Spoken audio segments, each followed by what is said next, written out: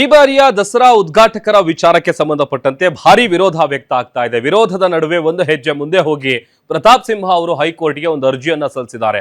ಅದು ದಸರಾ ಉದ್ಘಾಟನೆಗೆ ಮುಷ್ತಾಕ್ ತಡೆ ಕೋರಿ ಹೈಕೋರ್ಟ್ಗೆ ಹಾಕಿರುವಂತ ಅರ್ಜಿ.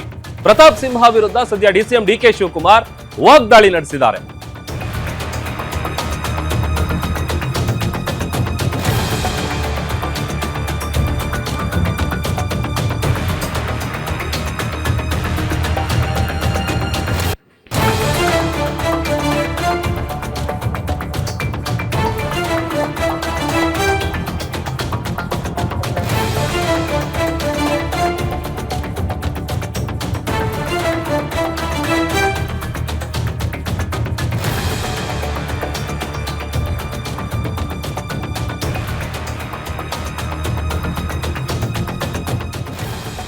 ಬಾನು ಮುಷ್ತಾಕ್ ಅವರು ಈ ಬಾರಿಯ ದಸರಾ ಉದ್ಘಾಟಕರಾಗಿ ಅವರಿಗೆ ಇನ್ವಿಟೇಷನ್ ಕೊಡಲಾಗಿದೆ. ಇದೇ ವಿಚಾರಕ್ಕೆ ಸಂಬಂಧಪಟ್ಟಂತೆ ವಕೀಲರ ಮೂಲಕ ಹೈಕೋರ್ಟ್ಗೆ ಒಂದು ಅರ್ಜಿಯನ್ನ ಹಾಕಿದ್ದಾರೆ ಪ್ರತಾಪ್ ಸಿಂಹ ವಿರುದ್ಧ ಡಿಕೆ ಶಿವಕುಮಾರ್ ವಾಗ್ದಾಳಿ ನಡೆಸಿದ್ದಾರೆ.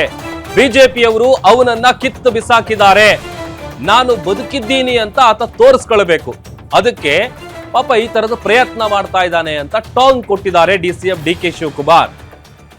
ಒಂದು ಕಡೆ ವ್ಯಾಪಕವಾದಂತ ವಿರೋಧ ಇದೆ, ಅದೆಲ್ಲದರ ನಡುವೆ ಒಂದು ಹೆಜ್ಜೆ ಮುಂದೆ ಹೋಗಿ ಆ ಒಂದು ಸರ್ಕಾರದ ಈ ನಿರ್ಧಾರ ಏನಿದೆ ಅದನ್ನ ಹಿಂಪಡಿಬೇಕು ಅಂತೇಳಿ ಒಂದು ಅರ್ಜಿಯನ್ನ ಹಾಕಲಾಗಿದೆ.